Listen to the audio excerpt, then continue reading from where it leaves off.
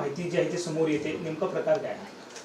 नाही, काय झालेलं आहे की आपण मेरिट लिस्ट जेव्हा आपण BE BTechसाठी मेरिट लिस्ट जेव्हा आपण रोल आउट केली तेव्हा काही विद्यार्थ्यांच्या बाबतीमध्ये असं काहींनी आक्षेप घेतला की त्या विद्यार्थ्याला समजा 50 किंवा 55% वगैरे असे हे आहेत, हे 41, 51%, 57% असे त्यांना 12वीमध्ये HSC मध्ये मार्क आहेत, परंतु त्यांना इकडे 99% आहे. तर हे कसं काय शक्य आहे? तर पहिली गोष्ट आपण हे लक्षात घेतली पाहिजे की आपण एका दुसऱ्या परीक्षेच्या परफॉर्मन्सच्या आधारे आपण ह्या परीक्षेकडे बघतोय. म्हणजे हे मुळात हे तसंच अव्यवहार्य आहे की एका परीक्षेमध्ये असलेल्या परफॉर्मन्स प्रमाणे दुसऱ्या परीक्षेमध्ये तसाच प्रकारचा परफॉर्मन्स आला पाहिजे ही आपली जी अपेक्षा आहे ती तशी काही योग्य नाहीये. दुसरं असं की आपण इकडे पर्सेंटाईल म्हणतोय आणि इकडे पर्सेंटेज म्हणतोय. मी याच्या आधी मी वारंवार हे सांगितलेलं आहे की पर्सेंटाईल पद्धती वेगळी आहे. पर्सेंटाईल पद्धती ही त्या बॅचसाठी असते. त्या बॅचमध्ये जो टॉपर असतो त्याला 100 पर्सेंटाईल म्हणतात आणि त्याला जर त्याचे रॉ स्कोअर कदाचित 70% असतील, 80% असतील, 90% असतील, किती रॉ स्कोअर त्याचा असू शकतो, परंतु तो त्या बॅचमध्ये टॉपर असल्यामुळे त्याला 100 पर्सेंटाईल मिळतो. आपण याचा अर्थ असं नव्हे की त्याला 100% मार्क पडले. 100% मार्क म्हणजे त्याला 200 पैकी 200 मार्क पडले तर त्याला 100% म्हणता येईल. तर तसे मार्क नसतात. कुणाला 190 असतात, 180 असतात. एखाद्या बॅचमध्ये 180चा टॉपर असतो, तो सुद्धा 100% असतो. एखाद्या बॅचमध्ये 190 वाला असतो, तो पण 100% असतो. एखाद्या बॅचमध्ये 170 वाला असतो, तो सुद्धा 100% असतो. त्याच्यामुळे मग ज्याला 170 मार्क पडले त्याला 85% मार्क पडले, कोणाला 80% मार्क पडले. त्याच्यामुळे आपण हे जे मुळात जे पर्सेंटाईल आणि पर्सेंटेजचं एक जे तुलना करतोय ती चुकीची आहे. दुसरी गोष्ट म्हणजे 12वीमध्ये काय मार्क पडले आणि त्याला CET मध्ये काय मार्क पडले आणि आपण काय करतो त्यात सुद्धा फक्त सिलेक्टिव्ह घेतोय. आपण 2-4 विद्यार्थीच घेतोय. ओव्हरऑल जर आपण सगळी जर हे बघितली मेरिट लिस्ट बघितली तर जसे त्याला 12वीमध्ये चांगले मार्क आहेत तसे त्याला CET मध्ये पण चांगले मार्क आहेत. आणि 12वीचे हायर पर्सेंटाईल आणि CETचं हायर पर्सेंटाईल ह्याचं जे कोरिलेशन आहे ते पॉझिटिव्ह कोरिलेशन आहे. आम्ही काल त्याच्या संदर्भामध्ये एक स्टॅटिस्टिकल स्टडी पण करून घेतलेला आहे. आणि दुसरं काय होतंय की आपण 4,64,000 विद्यार्थी या परीक्षेसाठी बसलेले होते, त्यापैकी 2,35,000 विद्यार्थी हे कॅप मध्ये सहभागी झालेले आहेत. आता ह्या 2,35,000 विद्यार्थी जे आलेले आहेत त्यांच्या आधारे आपण सर्व अनालिसिस करतोय. परंतु जे 4,64,000 विद्यार्थ्यांपैकी जे 2,29,000 विद्यार्थी आलेच नाहीत कॅपमध्ये, त्यापैकी जवळजवळ 9,000 विद्यार्थी असे होते की ज्यांचं पर्सेंटाईल 90 पेक्षा जास्त आहे. या 9,000 विद्यार्थ्यांच्या पैकी 4,500 विद्यार्थी असे आहे की ज्यांचं पर्सेंटाईल 95 पेक्षा जास्त आहे. 95 आणि 99 किंवा 90 पर्सेंटाईल पेक्षा जास्त असलेले असे हे 9,000 विद्यार्थी आणि 80 पर्सेंटाईल पेक्षा जास्त असलेले जवळजवळ अजून 14,000 विद्यार्थी म्हणजे साधारणतः 24,000 विद्यार्थी असे आहेत की जे ह्या कॅपमध्ये आलेच नाहीयेत. त्याच्यामुळे त्या लोकांचा सुद्धा परफॉर्मन्सवर तुम्ही आज प्रश्नचिन्ह उपस्थित करत आहात की बाबा ते त्यांचा सुद्धा काहीतरी त्यांच्या याच्यामध्ये घोळ आहे. म्हणजे जे अशी ज्यांना 99 पर्सेंटाईल पडलाय, 95 पर्सेंटाईल पडले, ती मुलं इथं आली नाही. ती जर मुलं इथं आली असती तर आपली मेरिट लिस्टचं कॉम्प्लेक्शनच बदललं असतं. त्याच्यामुळे मला असं काय वाटतं की आपण असं सिलेक्टिव्हली विचार करायला नाही पाहिजे. दुसरी गोष्ट अशी की जसं HSC मध्ये PCM मध्ये कमी मार्क आहे परंतु CET मध्ये जास्त मार्क आहे असं काही प्रमाण आहे. असे काही समजा 10, 15, 20 विद्यार्थी असेल, ऍक्च्युअली ते 2 आणि 5, 7च विद्यार्थी आहेत. परंतु ह्याच्या उलट सुद्धा तुम्हाला मी काही स्टॅटिस्टिक्स दाखवू शकतो. ते स्टॅटिस्टिक्स म्हणजे आज आपल्या टाइम्स ऑफ इंडियाने पण ते प्रसिद्ध केलेले स्टॅटिस्टिक्स आहे. आता फॉर एक्झाम्पल MST CET मध्ये 69 विद्यार्थी असे आहे की ज्यांना 40 ते 50 पर्सेंटाईल पडलेलं आहे MST CET मध्ये आणि त्यांचं JEEचं पर्सेंटाईल 90 पेक्षा जास्त आहे. मग JEE मध्ये 90 पर्सेंटाईल पेक्षा जास्त विद्यार्थी जो मिळवत आहे त्याला ऑब्व्हियसली MST CET मध्ये पण चांगलं पर्सेंटाईल आलं पाहिजे. असंच आपण जेव्हा परीक्षांचं जेव्हा आपण कंपॅरिझन करतो आहोत आणि जेव्हा दोन्ही आपण सांगतो की इथं जर तुझा परफॉर्मन्स चांगला असेल तर तो इथेही चांगला पाहिजे, तर मग ह्या 70 विद्यार्थ्यांचं काय की ज्यांना IIT JEE मध्ये 90 पर्सेंटाईल पेक्षा जास्त मार्क होते परंतु ते आपल्या CET मध्ये 50 पर्सेंटाईल पेक्षा कमी मार्क मिळवले.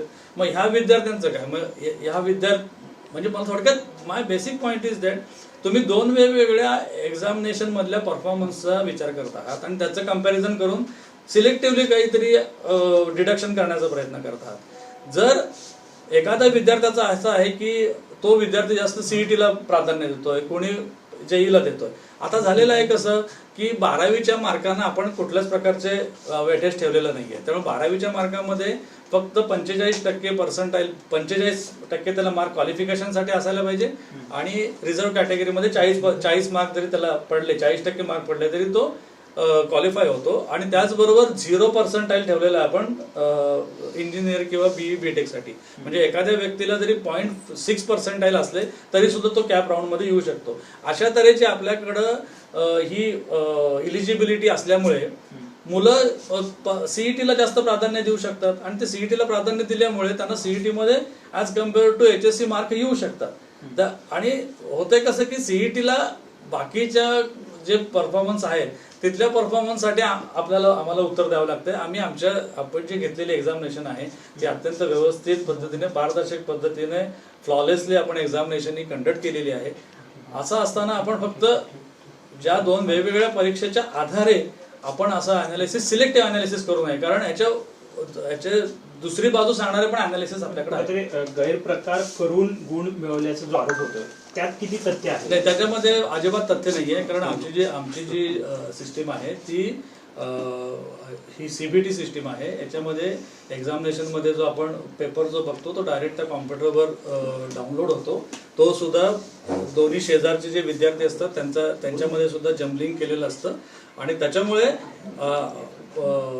ही CBT सिस्टीम असल्यामुळे याच्यामध्ये कुठल्याही प्रकारचा गैरप्रकार न होता विद्यार्थ्यांच्या परफॉर्मन्सच्या आधारेच त्यांना मार्क दिलेले आहेत. याच्याशिवाय याच्या पुढे जाऊन मी अजून सांगू शकतो की ज्या वेळेला हा एक्झामिनेशन दिली जाते, एक्झामिनेशन दिल्यानंतर जो पेपर असतो तो पेपर सुद्धा नंतर आम्ही विद्यार्थ्याला दाखवतो, आन्सर की रिलीज करतो, त्याप्रमाणे तो काही ऑब्जेक्शन्स रेज करतो, प्रश्नाबद्दल त्याचे काही ऑब्जेक्शन्स असतील, जर ते ऑब्जेक्शन्स बरोबर असतील तर ते आम्ही ऑब्जेक्शन्स त्याला देतो, त्याचे ऍक्सेप्ट करतो, त्याचा एखादा आन्सर की मध्ये चेंज करतो किंवा मार्क वाढवून मिळतो आणि मग त्याच्यानंतर आम्ही फायनली ही परीक्षा देतो. म्हणजे पहिली गोष्ट CBT मध्ये एक्झामिनेशन, आपली CBT सिस्टीम आहे, परिपूर्ण आणि बंदिस्त सिस्टीम आहे. त्याच्यानंतर आपण परीक्षेचं म्हणजे रिझल्ट देण्याच्या आधी सुद्धा आपण त्यांना ही सगळ्या सुविधा करून दिलेल्या आहेत. विद्यार्थ्यांना आपण त्याच्यानंतर सुद्धा जर काही विद्यार्थ्यांना शंका असेल, कारण आम्ही त्यांना 3 दिवस दिलेले असतात, त्या सुद्धा काय बरेच विद्यार्थी त्या 3 दिवसामध्ये ते बघण्याची पण काही घेत नाहीत, काळजी घेत नाहीत. ते विद्यार्थी नंतर CET कक्षामध्ये येतात तेव्हा आम्ही त्यांचा पेपर त्यांना पुन्हा दाखवतो. आणि ते आजपर्यंत आमच्याकडे असे की हे नाहीये की तो आपल्या परीक्षेबद्दल किंवा आपण दिलेल्या परफॉर्मन्स बद्दल त्याला काही शंका आहे म्हणून त्यांनी काही आपल्या म्हणजे शंका आहे आणि त्याचं त्यांनी निराकरण झालं नाही असं आम्ही सगळ्या विद्यार्थ्यांचे त्यांचे पेपर त्यांना पुन्हा दाखवून त्यांचं निराकरण करून पाठवले. सर, मात्र गैरप्रकार झालेत, काही असे आरोप आहेत ते होताना पाहायला मिळतात विविध पक्षांकडून देखील. आरोपाचा काही नगरसेवकांच्या मुलांना जास्त मार्क्स मिळाले गेलेत असं त्यांचा एक आरोप आहे, थेट अशा पद्धतीने सांगितलं जातं.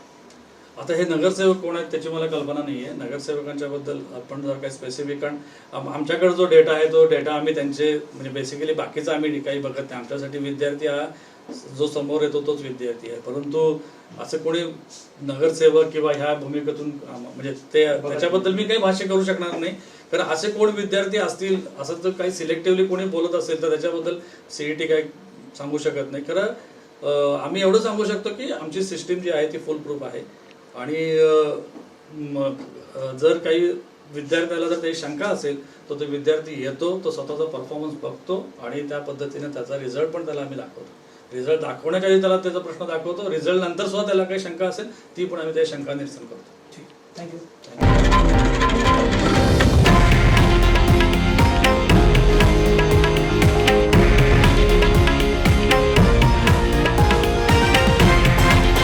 हे आहे देशातील नंबर 1 न्यूज नेटवर्क आणि आपण पाहत आहात TV9 मराठी, एकमेव.